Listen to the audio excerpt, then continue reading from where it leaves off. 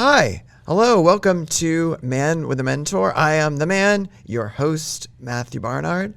And you may be wondering what a show called Man with a Mentor may be about. And basically, it's about finding people who have developed a passion for something they want to do with their career, and they just keep going for it until they get it, like a dog with a bone. Yeah, that was an odd example. That's all right. I'm gonna go with it. And today I have Collin Jung or Jung. Jung. Yes, Okay. it is. It's initially a German name, so it would be pronounced Jung. So I'm gonna read something about you. Okay. And I'm gonna say Collin Jung is a cinematographer, videographer, photographer, and filmmaker who graduated from the University of Indianapolis and resides in Cincinnati. Yep, spot on. Oh, good. All right. So first, let's get something first, like out of the way. Yeah. Your age, you're 22. I am. Right? Mm-hmm. Okay, so there's going to be a lot of people who say at 22, you're like a deer in headlights, you're a babe in the woods. Like, what do you know at 22? You know. But I look at it in a different way, as I know a lot of people in their 20s get like adrift, and they don't know, maybe they go to college, they never pick a major, and they're not sure what they're doing, and they're 27 and they dropped out of school and they're going from thing to thing, which to me like is infinitely worse than knowing. That would be, yeah. Yeah, well, like some people it takes till age 30 to where they figure out what their plan of life should be, and then they get going. Yeah. But I think it's better when you know at 18 and you're focused and you're going to school for what you want to do, and you get out and you start doing it. So, what do you say to those people who are like, you're 22, like, what do you know? Yeah, I mean, I have a few different things to talk about for that. I think the first thing to talk about would be, calling myself a cinematographer. I think sometimes that can get, that title can get somewhat of like a, I'm trying to think how I want to word this. It gets some kind of like pretension behind it. And so people are like, oh, well, if you don't shoot movies, you can't call yourself a cinematographer. And so for me, calling myself that is less about me necessarily fully believing that I'm on par with other people who are cinematographers, but more of me wanting to, I guess, almost manifest what I want to be. So, and, in a marketing standpoint too, there's a lot of, strategy behind marketing yourself as a specific thing. So I think just for the specifics of what I call myself and how I market myself, I think there's a lot of like, I'm going to call myself this so that other people believe it and I believe it too, because I want to become that. As for, the whole deer in headlights thing, lost, not finding your career until 30, I felt adrift for a while. And I think there's a lot of pressure that gets put on young people that doesn't necessarily need to be there. I went to Cincinnati Hills Christian Academy for high school, which is a college preparatory private school.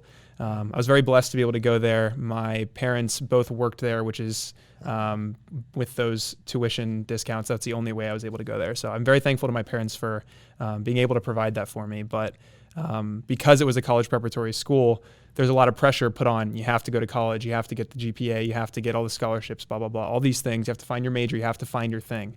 And so I felt like that adrift, deer in headlights throughout high school, which I think is way too early for people to start, feeling that kind of way.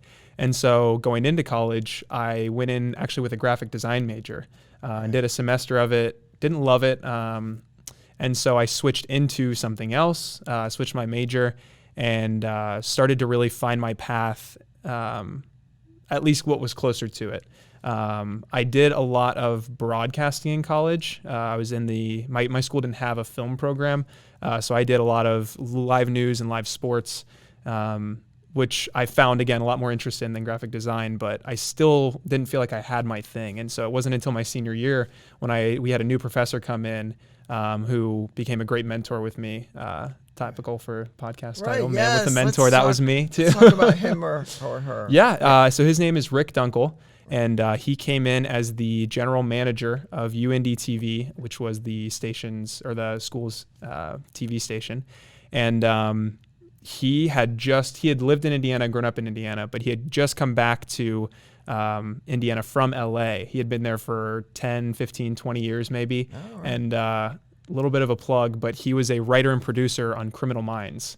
Right. So he wrote a bunch of episodes for them, and he was like working in LA and, doing the thing, I guess you could call it. Yeah. And here he comes back to Indiana, like downtown Indianapolis, to be a mentor to me, which was really cool. And so he started to kind of set me on my path of, in the more creative side. Broadcasting is very logistical, and there's a lot of like, you follow the formula and you do the things, which some people love and some people is great. Right. But for me, I wanted something that was a bit more artistic and creative. So all that to say, for anyone who is feeling like that deer in headlights, this is a long-winded way of saying, anyone feeling like that deer in headlights, I would give the advice of do something, try something. I did a broadcast engineering internship one summer in college, and I didn't like it. I didn't hate it, but I did it, and I spent a summer doing it, and I learned that's not what I want to do.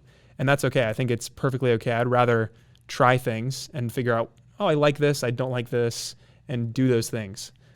So again, my advice would just be to try things and see what you like, see what you don't like, and just keep your feet moving no matter what. So let's talk about college, like how you decided the school for you. And like, I mean, did you think when you started in graphic design, did you think I'm at the wrong school? Should I move schools? Should I stay here? Should I go to a place that's, I've never heard of the reputation of,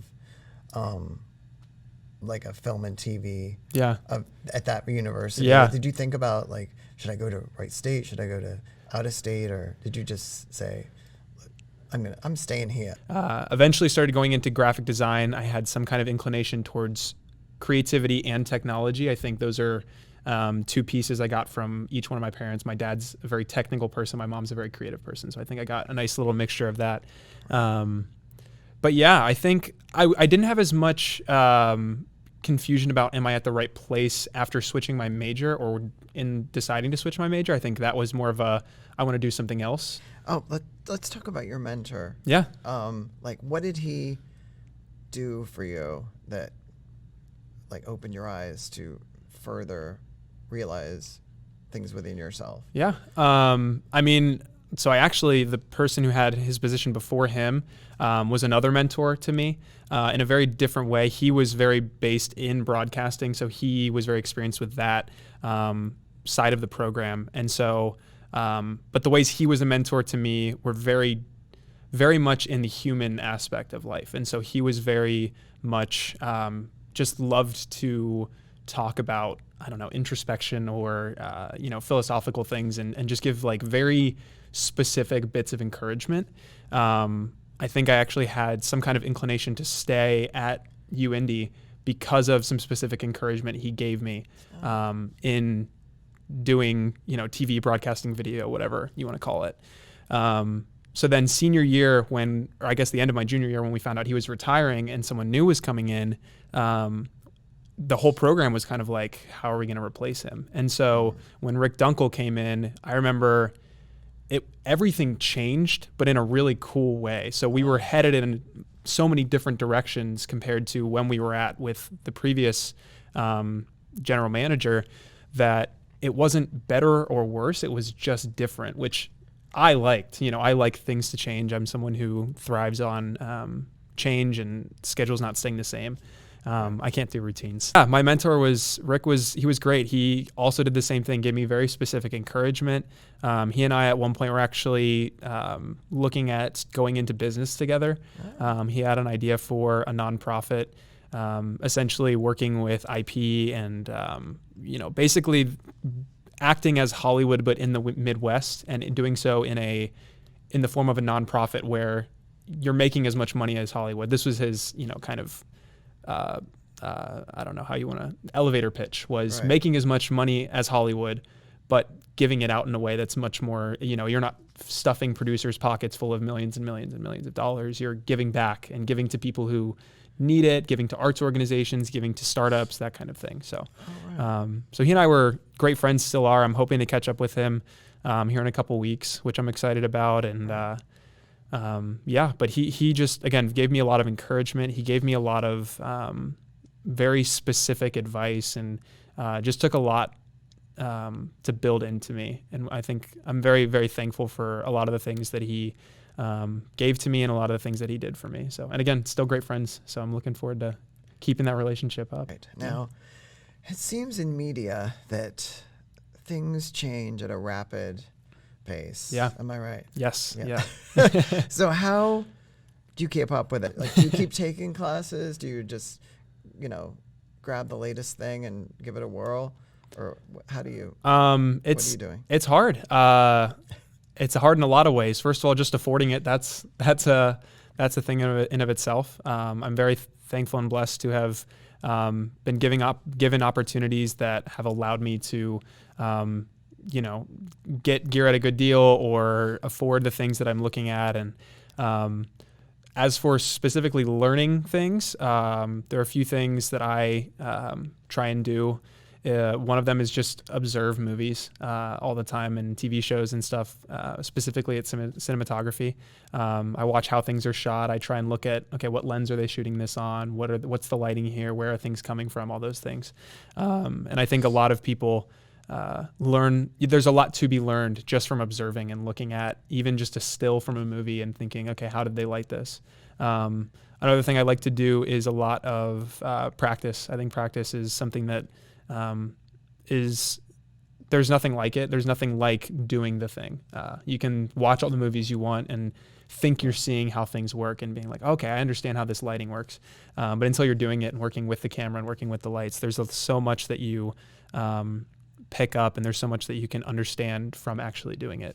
And so I like to go out with me and a buddy. We'll go out and with my camera and we'll just practice shots. We'll be like, okay, what if we did this? What if we tried this shot? What if we moved the light in this way? So there's definitely a lot to learn. There's a lot to keep up with. But I think at the end of the day, if you get so consumed by the gear aspect of it or the equipment aspect of it and you forget, I've done a lot of things that look very beautiful with one light, with two lights.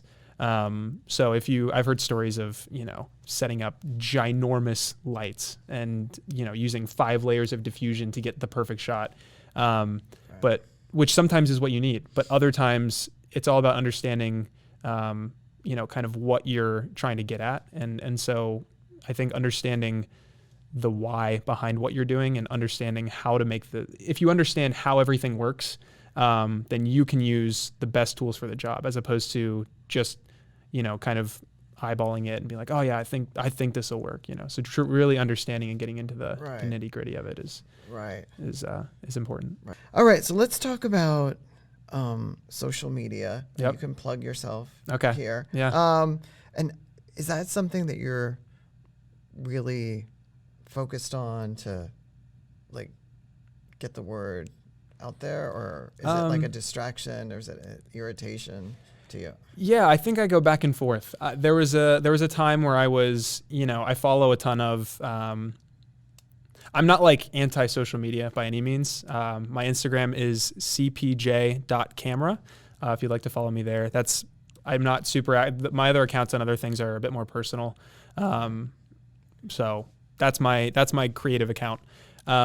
But I'm not anti-social media, but at the same time, I do have, I'll say, annoyances with it, just in that it feels like it is built to be addictive, and it's built to be, you hear all these talks about the algorithm and got to hit the algorithm. So I will confess that there are times where I have been like, okay, let me try and, make this real so that I can hit the algorithm and get more followers, and maybe it'll get me more business. So it's not like it's coming from a place of I'm trying to addict people from their phones or to their phones or whatever, but it is a game, And so there are times where I'm like, okay, maybe I'll play the game a little bit, but not too much, but it just sucks you in. And so I've kind of settled at this place where I'm going to let my social media be somewhere that I share things that I've done and that I'm proud of. Do you have a website? I do. Yes. CollinJung.com, 2 L's in Collin. It gets misspelled all the time. Oh, so, that's right. Yes. So they're CollinJung.com. Yay. Yeah. Now, let's talk more about film for a second, Okay. because film is very collaborative. Yes. And you kind of, if you can, you've got the guy from Criminal Minds, Mm-hmm. but if you can kind of get into like a team and then they love you and then you're working from project to project. That's the best way to do it. But do you think that you're limited by being like in Cincinnati? Do you see yourself like building a portfolio and then like jumping into the big ponds of like New York or LA or Chicago or Atlanta or wherever, and then like going through those waters and like building an even bigger career? Or do you think like, hey, I'm doing good here, I'll stick it out here? Yeah. Or, like, what's your plan? Yeah. I mean, full transparency, my plan is to stay here. When I was about to graduate college, I had a bunch of friends around me and be like, oh, okay, you want to do film, so you're going to go to LA, right? And I was like, oh, no, I'm actually going to move back home to Cincinnati. And, they were kind of like, okay, like, you don't want to, waste your time. Like, now's the time to go, right? You don't have any ties. You don't have, like, this is the best time in your life to go. And I love Cincinnati. I love my family. My family's here. I'm very much in a place where I'm already starting to have a lot of roots that are growing very deep here. And like you said, a lot of film is networking, and it's all about who you know. And if you can get in those circles and get in that team, that's what ultimately will get you the jobs. And so I already have a good amount of connections here. In full transparency as well, I'm not as interested in those big markets. I think there's a lot of glory in like, oh, like I'm going to go out to LA and do the thing, right? Or I'm going to go to New York and do the thing. I think if I had an opportunity to go out there, I'm not going to turn it down. But it would be more of a short-term stint as opposed to I'm going to move to LA. Well, let's wrap it up. And tell people where they can find you again. Yeah. Instagram is cpj.camera. And then my website is collinjung.com. All right. Yeah. You're awesome. I can't Thank believe you. you're 22. You've got it like going on. Thank you. I'm going to say like big things are coming your way. Thank you. All right. Thank you. I appreciate that a lot. You're welcome. Happy to be here and be part of this. I know. Thank you for being on the show. Yeah. That's the first time I've said that, I think. Man, you must have had some rough guests, huh? No, I'm kidding. I'm teasing. You're the first one I've liked. No, I want to thank you, my guest again. Yeah. Collin Jung with 2 L's. Yes. And a J. Yes. And thanks for watching another episode or listening to another episode of Man with a Mentor. Thank you.